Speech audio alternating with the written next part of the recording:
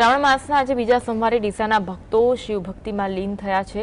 રીશાલેશ્વર મહાદેવ મંદિરે શ્રદ્ધાળુની ભીડ ઉમટી પડી જોવા મળી હતી।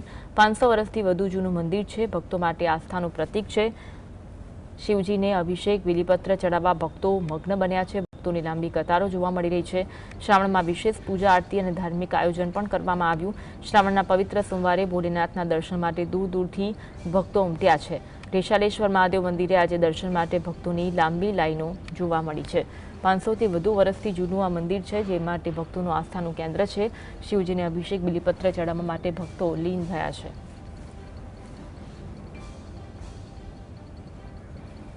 આજ અંગે વધુ વાત કરીશું। સંવાદદાતા ધ્રુવ અમારી સાથે લાઈવ જોડાયા છે।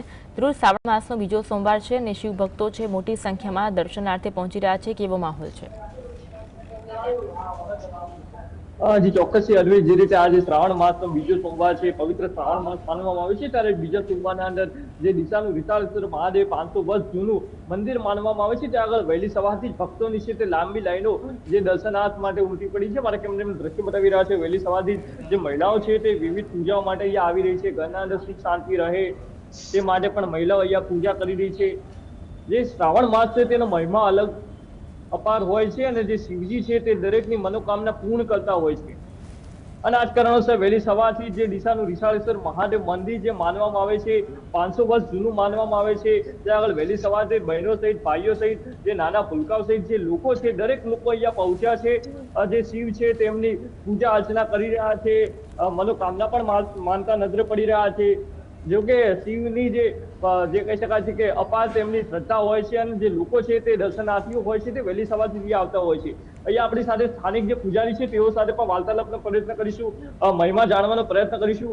મહારાજ, જણાવશો, શ્રાવણ માસનો આજે બીજો સોમવાર છે, વહેલી સવારથી જ્યાં ભક્તો આવી રહ્યા છે તેમની સાથે વાર્તાલાપનો પ્રયત્ન કરીશું। કેટલો મહિમા છે આજે શ્રાવણ માસનો બીજો સોમવાર છે? રીશાલેશ્વર મહાદેવ પૌરાણિક મંદિર, આ મંદિર વર્ષોથી અહીંયા આગળ પૂજા અમે કરીએ છીએ। આ શ્રાવણ માસના અંદર માણસો પૂર્ણ ભક્તિની શક્તિની સાથે અહીંયા આગળ દર્શનાર્થે આવે છે। અભિષેક, રુદ્રાભિષેક, કોઈ બીલીપત્ર, પૂજા પાઠ, સોમવારના વ્રત, મનસાવાસા, સોમવાર, સાકરિયા, ભાખરિયા જેવા વ્રતો અહીંયા આગળ થાય છે અને ભગવાન શિવના દર્શન કરી આનંદ અનુભવે છે। આ રીશાલેશ્વર મહાદેવ ડીસાનું પૌરાણિક અને જૂનું મંદિર છે। ખાસ કરીને આવનાર ભક્તો માટે શું આયોજન થયું છે? અહીંના ભક્તોના માટે આયોજન તો અહીંયા આગળ પૂજા પાઠનું પૂરેપૂરું આયોજન હોય છે। અહીંયા આગળ બીલીપત્ર ચડાવી શકે છે, ફૂલ હાર, પોતે જાપ, મંત્ર જાપ અને અભિષેક પણ કરી શકે છે। મહિમા ખાસ અહીંયા કારણ કે વિવિધ જગ્યાએ બીલીપત્ર ઉગી જાય છે। બીલીપત્ર ભગવાન શિવનું પ્રિય એક ફૂલ છે। અહીંયા આગળ ભગવાન શિવને બીલીપત્ર પ્રિય છે, જેમ હનુમાનજીને આંકડો પ્રિય છે, ભગવાન શિવને ધતુરો પણ પ્રિય છે। એટલે વિવિધ જાતના, એમ જેવા કે નવરાત્રિના દિવસે 18 જાતની બૃહસ્પતિ ભગવાન શિવ ઉપર ચડાવવામાં।